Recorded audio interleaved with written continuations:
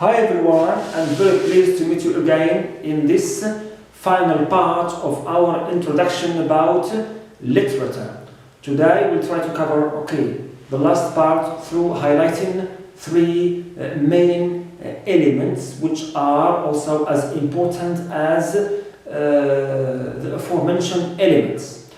Today we'll try to highlight the role of the writer, the role of the reader, and the qualities of literature.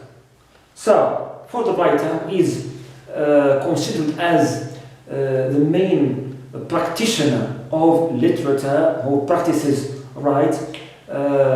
literature through his poems, through his novels, short stories, and so on, and who immerses himself in this field of arts, directly through what he writes.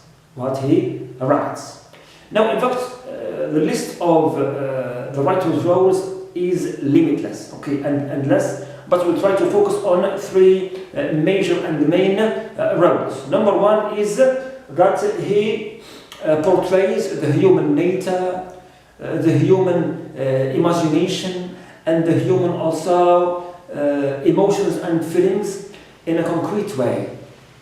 Now this writer, he embodies, in his texts or in what he produces as literature, whether written or oral, the human nature with its different manifestations and qualities. For example, hesitation, like what we have in Macbeth of Shakespeare. We have also, for example, that traumatic, collapse, and crisis, like what we have in the 13 Heart of Edgar Allan Poe, and all the other also human states are portrayed, and concretized, through his writings. Also, the imagination, for example, we find many examples. For example, the Legend of the Sleepy Hollow of Washington Irving, that headless character is portrayed and concretized from the imagination to real character, you can say, in that piece of literature.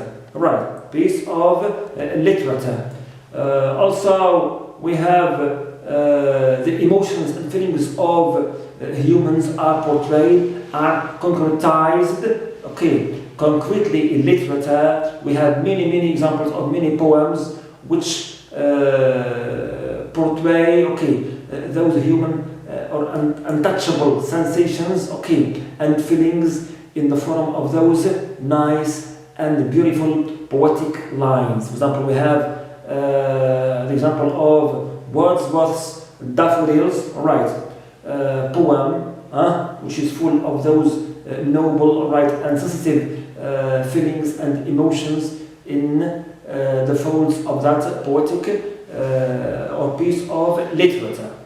Another important also role of the writer is that he intensifies our life experience and also deepens our awareness about life and reality. So he sensitizes people, and raises their awareness about different life matters, and different also issues through the experiences, he shares with them in his literature.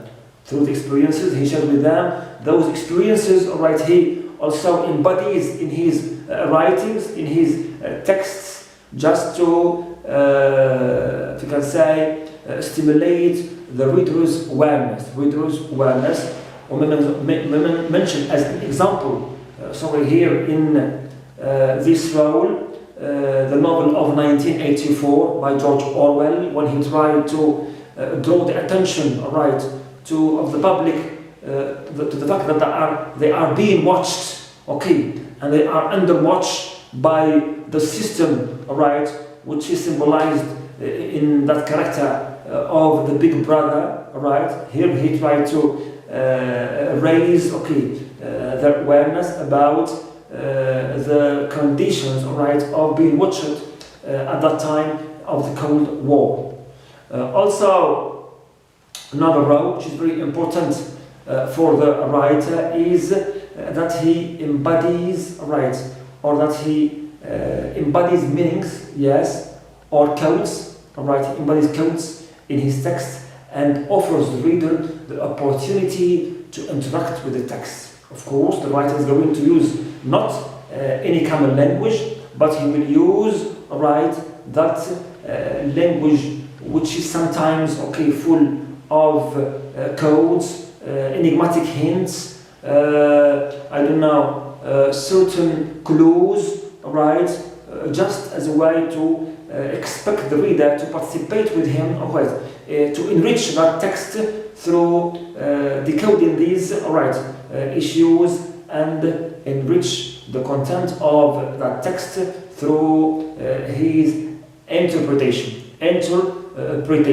Clear? Here, example, we have The Wasteland of T.S. Eliot, which is really full, or rich in those enigmatic clues about different civilizations from the past, and also rich in a lot of symbols and signs, just in a way that offers the reader, the opportunity to participate in that text, through interpreting and decoding these, clues and conventions and codes too.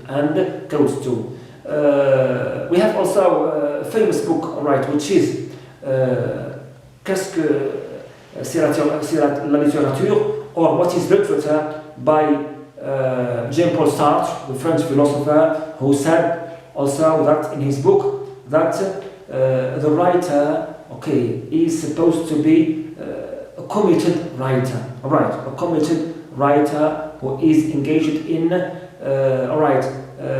advocating, or writing about particular issues, especially political issues, So here, this function by Jean-Paul Sartre refers to the second, if you can say, role of the writer when he raises others' awareness. Now, for the reader also, he has a lot of roles, when he interacts with the text. But in fact, many scholars and educators focus on four major roles, especially Freeboy and Luke, who determine four main roles for the reader. The first role for the reader, is to be code breaker. Number one is code breaker. It means, as a reader, he should decode, and decipher those codes, conventions, and clues, through different strategies. He can use to clarify, and unveil, the hidden meanings and connotations of those codes and conventions. Also, second role for the reader is to be text critic or text analyst. Number two is text critic or text analyst. Now, in this role, he is supposed to analyze. He should analyze the different elements of a text, literary text. For example, the plot, the characters, the setting, point of view, the theme, and so on. And evaluate them critically. So he, you can say, should have that critical reading of the text, not superficial one, which is, of course, this reading based on evaluating those elements and studying them critically. It's an aware reading, because an aware reading. Third role for the reader is when he is a text participant or meaning maker. Three is text participant, right, or meaning maker. Good. Now in this row, of course, he is going to interpret, okay, or participate in the enrichment and discussion of this text through his what? Through his interpretation, okay, through his interpretation, right, which is based on his own knowledge, as well as, okay, certain approaches he can use, right, to enrich the meaning of this text. So his interpretation here is very important, and it is based on particular approach or his own knowledge to contribute to that enrichment of this text and its content, right, and its content. Another also important role for the reader is the text user. Text user, right?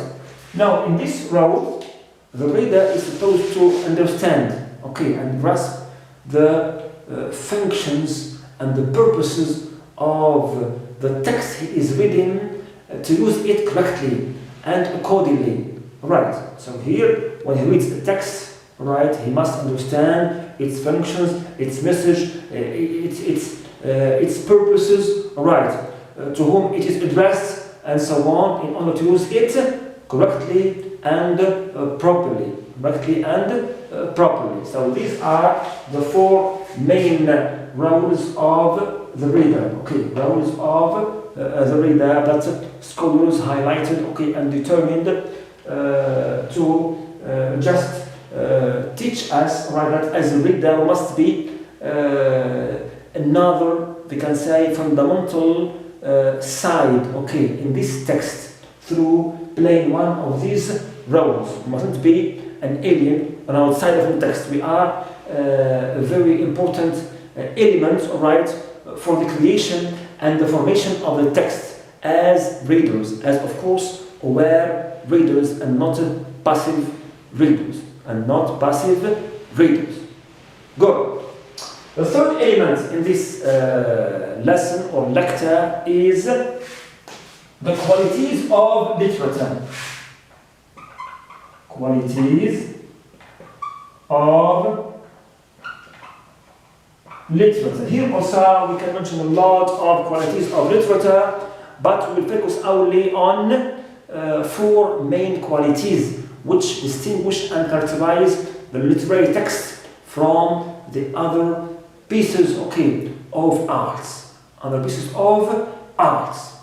the first quality is the artistic quality. Okay, of literature. So when we say artistic, we mean here that literature is an expression of life through truth, okay, and beauty, right? Artistic means it has an aesthetic touch, right?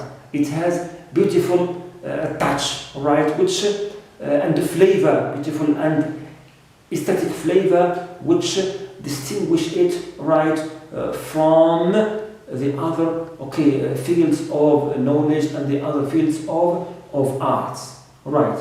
This is the main difference between literature and the other texts, which are scientific, which are, we can say, informative and so on. Right, good. So number one, it is, we said, artistic quality. Artistic. Number two is called the suggestive quality.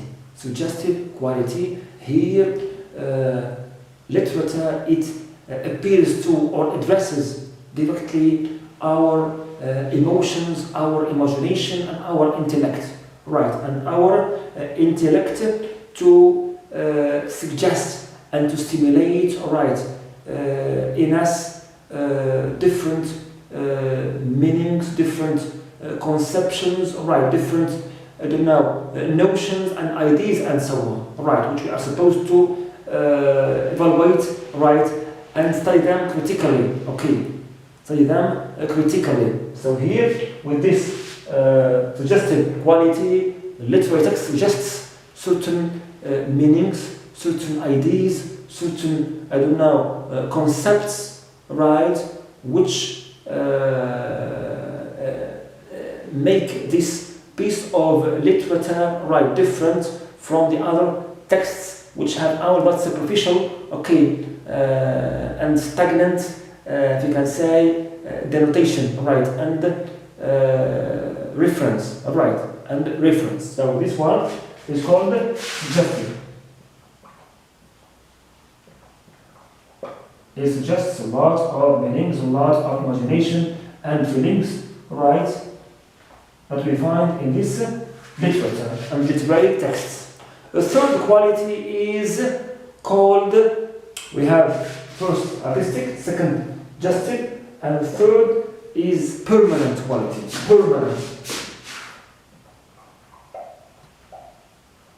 Permanent quality here, by permanent we mean that literature records all the human habits, cultures, experiences, history, civilizations, traditions, customs, and it keeps them forever. It keeps them maintained forever. So this literature and what it contains and what it delivers, in the folds of its texts, right, tends to stay and last forever. That's why it is called here permanent quality. Permanent quality, right. The last one is universality or universal quality. Here, universal means it concerns one and all, right. Anywhere and anytime. Literature is timeless, is spaceless. It has no tongue, no nationality, right. It has no, racial belongingness. It's for one and for all, and so on. So next third one or fourth one is called universal quality, right? Universality of literature versus all humans, regardless of their races, of their religions, of their mindsets, of their levels, also in society, poor, rich, blind, or anyone is addressed and is concerned with literature at any time, also not only today but even in the past, and it will continue this mission also even in the future, and even in the future. So these are three main elements which are left, and they are also as important as the aforementioned elements. We end with them our lecture, which is an introductory lecture about literature, which is a very essential part of our lives, that we breathe every day through what we read and through what we feel and through what also we imagine. Thank you so much, and see you in another lesson and another lecture.